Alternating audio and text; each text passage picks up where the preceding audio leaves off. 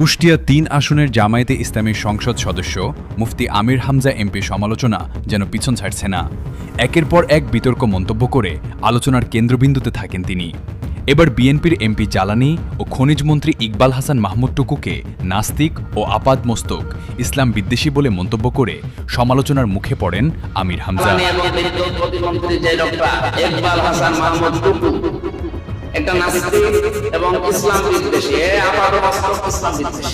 মন্ত্রী টুকুকে নাস্তিক বলায় এবার মুফতি আমির হামজার এমপি পদ বাতিল করে তাকে পাবনার পাগলাগারদে ভর্তি করার দাবি জানালেন সিরাজগঞ্জের আলেম ওলামারা। অপরদিকে সদর উপজেলা বিএনপির সাবেক সাধারণ সম্পাদক অ্যাডভোকেট নাজমুল ইসলাম বাদী হয়ে দণ্ডবিধির ৫০০ ধারায় ১০০ কোটি টাকার মানহানি মামলা করেন আমির হামজার বিরুদ্ধে।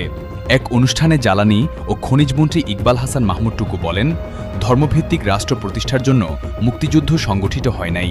মন্ত্রীর এই বক্তব্যের পরে আমির হামজা ইকবাল হাসান মাহমুদ টুকুকে নাস্তিক ও আপাদমস্তক ইসলাম বিদ্বেষী বলে মন্তব্য করেন।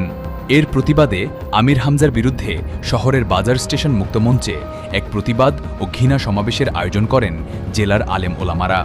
এ সময় বক্তারা বলেন, মুফতি আমির হামজা আদৌ মুফতি হয়েছে কিনা সেটা আমাদের জানা নেই। মুফতি আমির হামজা যাতে পাগল তালে ঠিক। সে ওয়াজ মাহফিলে গিয়ে ইন্ডিয়ার নায়িকা রাশমিকা মান্দানার কথা বলে তাকে না পাওয়ার বেদনায় উন্মাদ হয়ে গেছে।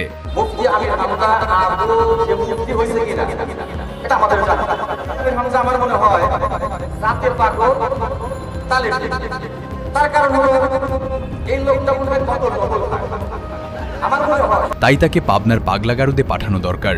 আমির হামজার তেলাওয়াতের পেছনে নামাজ পড়লে আমাদের আলেমদের নামাজ হবে না বলেও মন্তব্য করে বক্তারা। আমির হামজা বোতল টোতল খায় বলেও মন্তব্য করেন উপস্থিত বক্তারা।